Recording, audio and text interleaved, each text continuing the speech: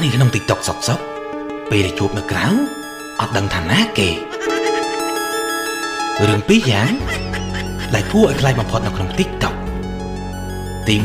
1និងទី2ទី